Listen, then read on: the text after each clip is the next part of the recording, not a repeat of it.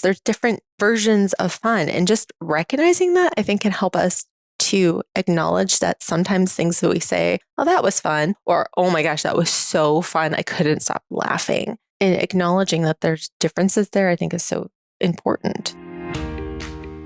You're listening to the Connected Parenting Minute with Will and CarrieAnn Standfest.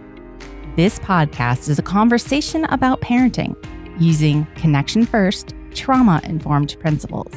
Because when you lead with connection, everyone feels seen, which is the foundation to a more peaceful home. This podcast reminds you that you don't have to be a perfect parent, but we can all get a little better, one connected parenting minute at a time. Hello, and welcome back to the Connected Parenting Minute. My name is Will Standfest, and I am so glad that you've joined us here tonight. With me is the lovely CarrieAnn Standfest. Hey, everybody. It's so fun to have these conversations. It really is. It really gives us a chance to connect and spend some more time digging into things that have been on our heart or on our mind recently, and just share it with you and encourage you. And hopefully some of these thoughts are helping you guys out too. We've gotten a little feedback recently from a couple of podcast listeners, and it was really encouraging. If that was you, thank you. It means a lot to us when somebody stops and tells us that something we've said has been encouraging or uplifting or helped them out. For sure. And sometimes it's just things that we say that we don't even really think about because we've heard like 100 times. And so just to be able to share that with people and to, spend the time thinking about it, it's just really fun. It made me think of when you were talking right there, though, we talk and we try to encourage other people, but we're also like encouraging ourselves. It really strikes me that we just spend that time like ruminating on things and trying to figure things out. But then when we are able to talk on the podcast about it, I kind of like dig deeper into it. But it was interesting because I was like, ooh, it's fun to record these. Ironically, today we're going to talk about fun. Fun. We're talking about fun. We are talking about fun. And that's something that oh my gosh, there's so many things. I may have read a book recently. And you're excited about it? And I'm excited about it. I may have pretty much bent your ear till you started reading the book. It's a good book. I'm probably 3/4 of the way through it, getting close to the end of it. I have a tendency to do that. It's just to read something. I don't even know how it got in my feed. Like somewhere along the way, it popped up and it's like, that sounds really interesting. I'll put it on my to-read list. And then I realized I was like 6 books behind on my book goal for the year. And so I may have been listening to a lot of books recently. And I was like, oh, Will has to listen to this. Like I can try to explain it, but I just need him to listen to it. So graciously, you've been doing that. I have. Well, I enjoy listening to the same books. It gives us things to talk about, gives us shared, more interesting topics than did the kids get fed and who's got to go to work what night this week. Yeah. It's interesting because having good books to talk about helps our relationship too. It absolutely does. We get the opportunity to discuss new ideas, new thoughts, and our opinions on them and how they align or how they don't align. It's fascinating. Oh, they always align. 100%. We never disagree ever, right? I know for a fact you would disagree with that. I may be a little bit on the eccentric side sometimes. For you, I'm like, let's rearrange the entire house because I need something different. And you're like, I'm slowly dying inside. Listen, I'm an engineer, and when we set up the room the correct way, that's the way it should be. So it's perfect forever. Why would it ever need to change?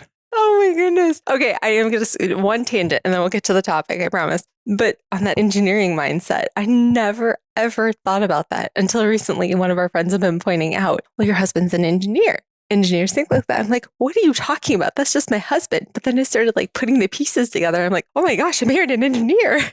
My whole life makes sense now. Why is he so regimented and does the same thing over and over again? It's so funny. It's just, I don't know, that gives me encouragement because, I'm getting close to my mid 40s and you tend to go, well, what is there now?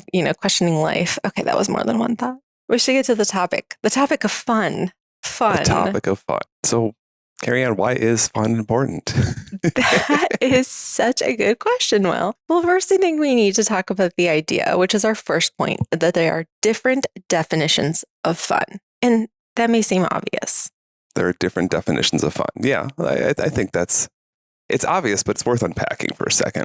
And we're going to distill it down to 2. Okay.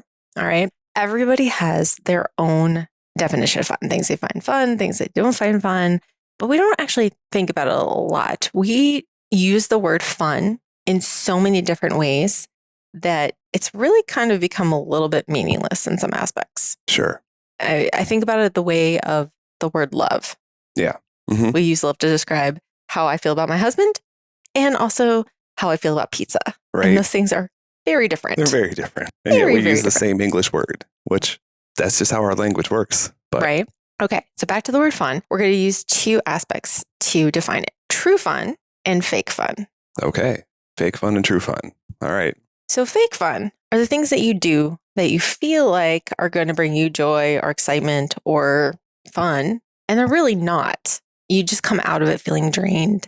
So before you get too far into defining fake fun and true fun, which I think is an important concept, what book have you been reading, darling? Fantastic. I get off on tangents.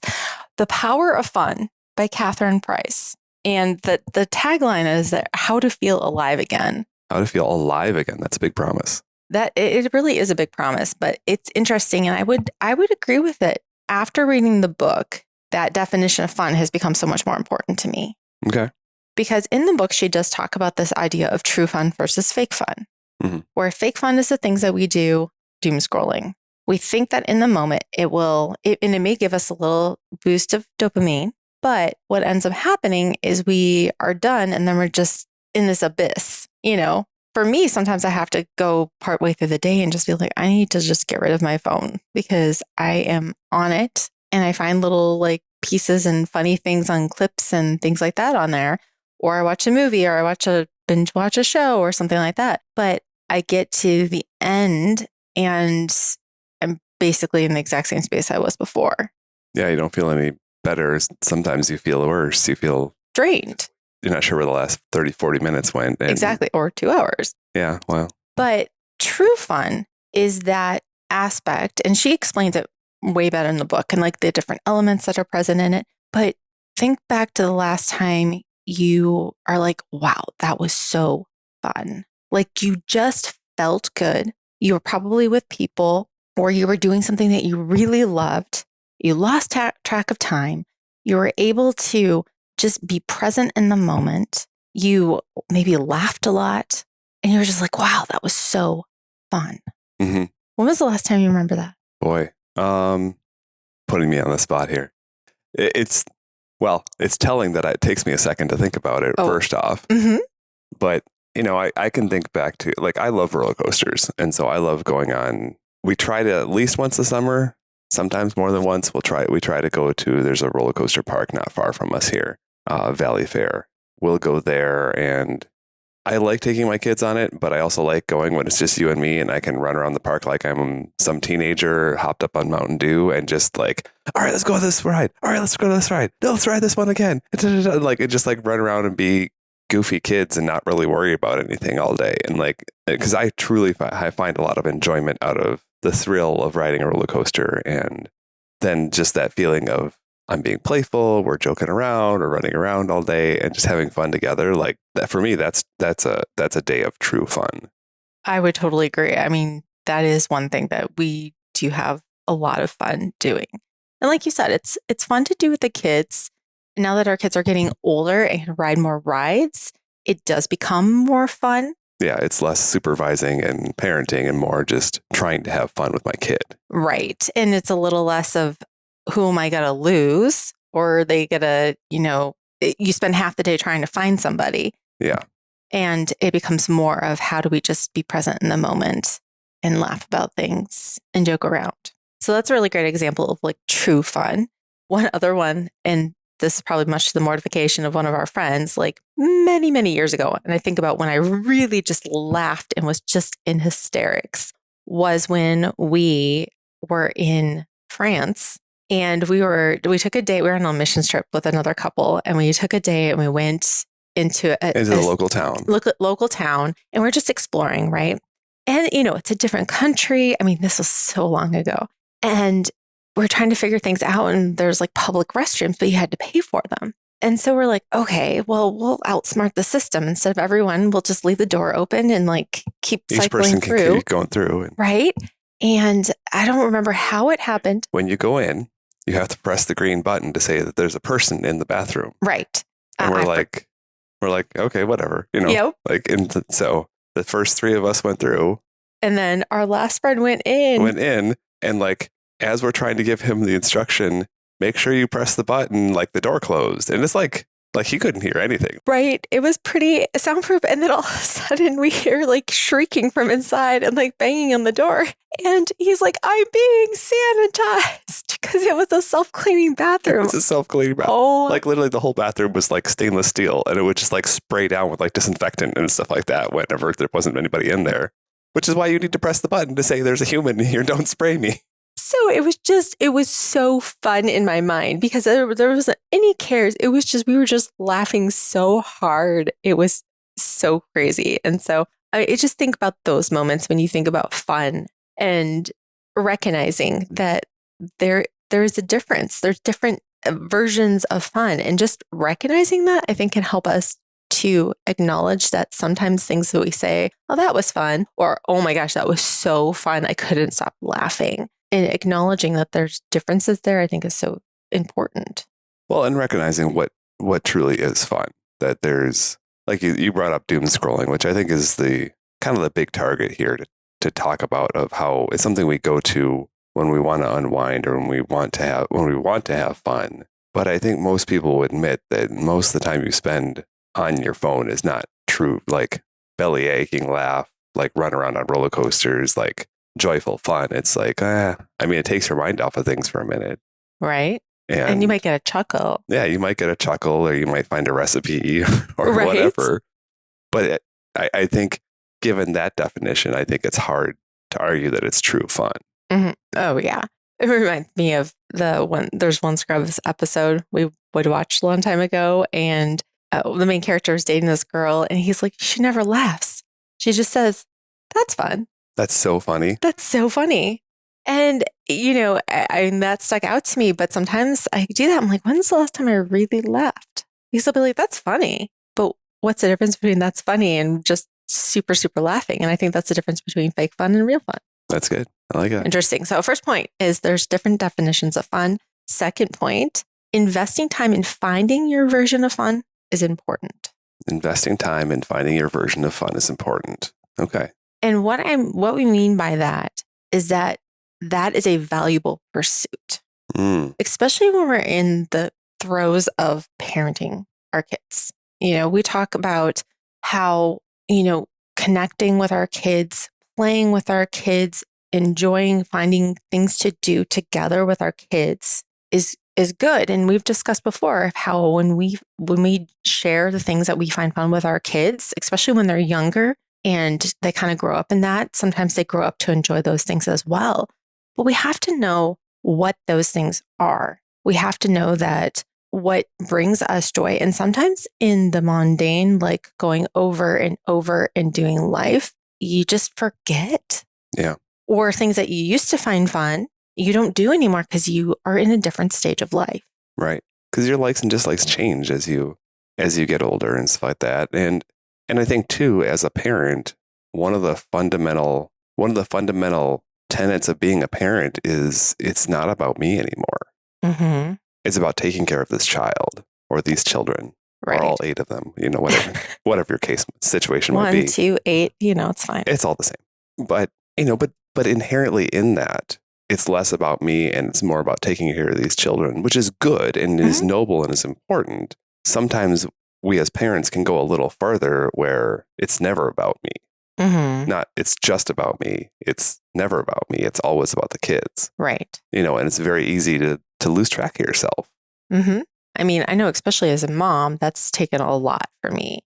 And not taken, that's freely given because I love my children, our children. I love investing in them and figuring out how to bring out the best in them, and so on and so on and so on. And that's a good, worthy thing. But I think that the counterpoint here is just that taking the time to think about and ruminate and marinate on what things that you find fun is valuable and it shouldn't be overlooked. Yeah, for sure. And this is kind of a tangent point, but I think it goes along the same lines that we've all heard stories of those couples that, they have kids and the kids grow up and the last kid moves out and they get divorced 5 minutes later because they're not really friends anymore. They spent the last 18 years so focused on taking care of and raising up this child that they lost themselves and they lost their relationship in the process. Mm-hmm.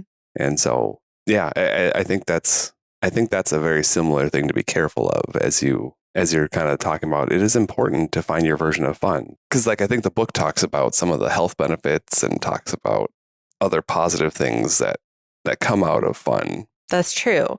And we may do a future episode on a little bit more on this because I know the book is really great. There's a lot of things in there that I really like, and just unpacking it with you as you're reading through it and figuring out what particular aspects of it strike us right now and how we can implement those in our lives is really important. But, it does help us feel lighter. Oh, yeah. So investing time and finding your version of fun is important. Mm-hmm. What's the next point? The next point is having fun together creates connection. Having fun together creates connection. Yeah, I could see that.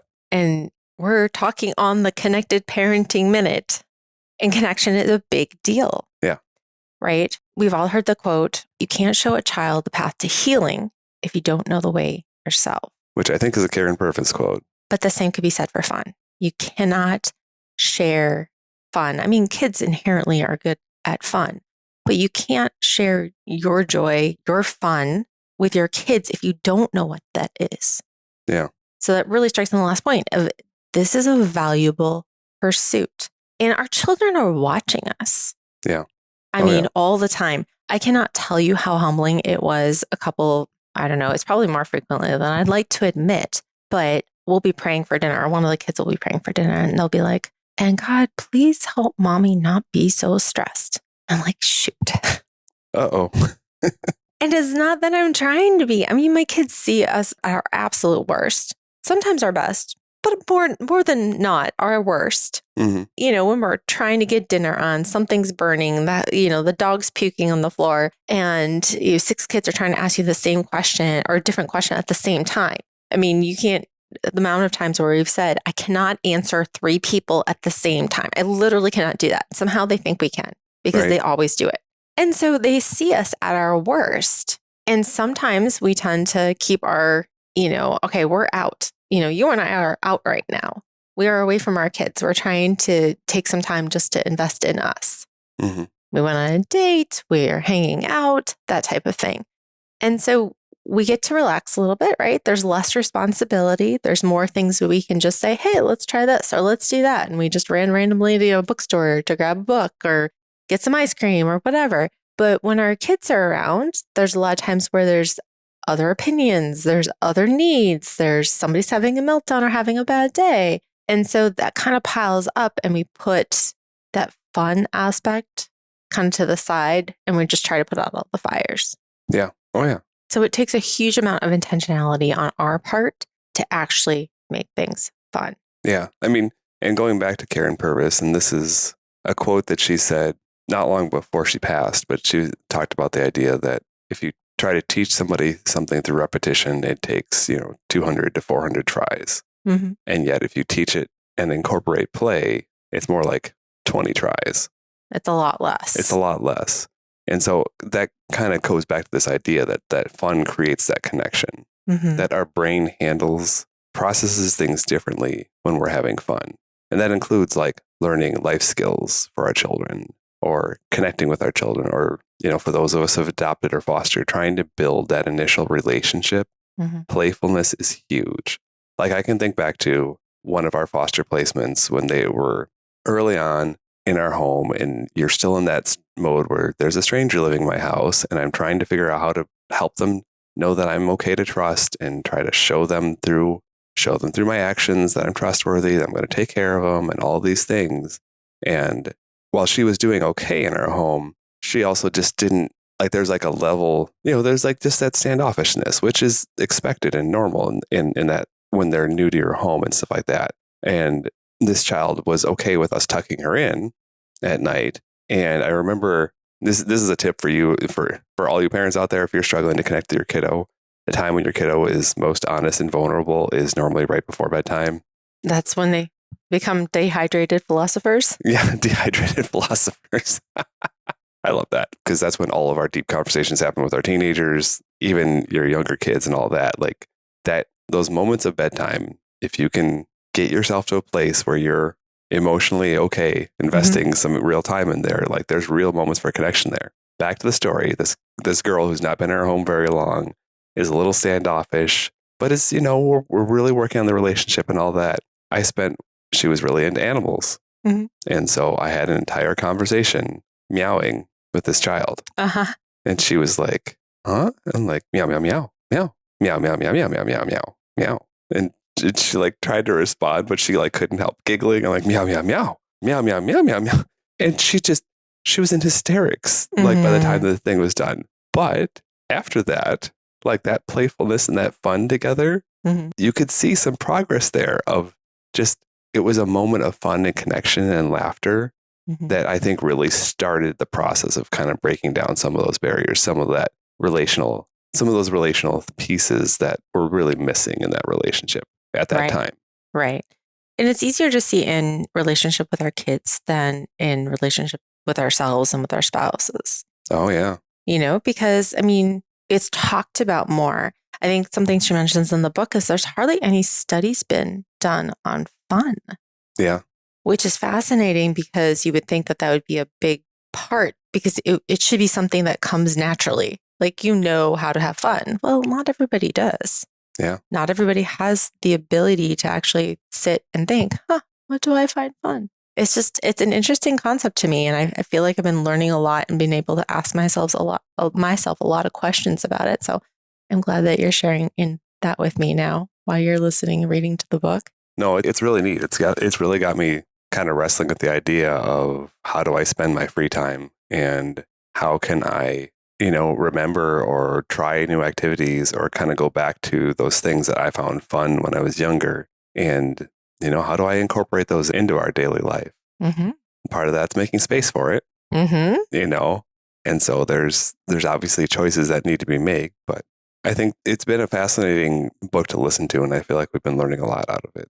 Right. Book is called The Power of Fun: How to Feel Alive Again by Catherine Price. I would recommend it. Yeah, I'm not all the way through it, but yeah, so far it's been really good. I've enjoyed it, and so if you give the book a listen, feel free to send us an email. Let us know what you think. We'd love to continue the conversation. Absolutely. So our 3 points for today. Point number 1: there are different definitions of fun, but really boil them down to 2: true fun versus fake fun. Realizing that some things that we do for quote unquote fun are just to turn our brains off and ignore life for a minute, but they don't necessarily generate that true, deep, meaningful, joyful fun. It was interesting too, because one of the quotes that I heard when we were re-listening to the book was talking about the fact that we tend to classify anything that's not work as fun. Which is definitely not true. That is definitely not true. All right. Point number 2: investing time in finding your version of fun is important. Absolutely. It's valuable for your own health, for your own personal growth, for the relationships around you, for your spouse or significant other, for your children. It's worth the time. It is. Absolutely. And point number 3: having fun together creates connection. And we know that. We know that shared experiences helps create a ground for connection. And that's fabulous. But we have to be intentional about that. Absolutely. All right. Well, thank you so much for taking a few minutes out of your day to listen to the podcast. If you've enjoyed this, or you've been encouraged, or you find something fun to do out of this podcast, please share it with a friend of yours. We want to continue to help other parents and other people out there to learn and grow and to have some fun. Absolutely. And before we go, we just want to remind you, you don't have to be a perfect parent, but we can all get a little bit better, one connected parenting minute at a time. Thanks for listening to my mom and dad's podcast. Make sure you hit the subscribe button and hit the like button like 10 billion times. Yeah! For more parenting tips or to connect with us, check out the Connected Parenting Minute on YouTube, Instagram, and Facebook. Or you can send us an email using connectedparentingminute@gmail.com.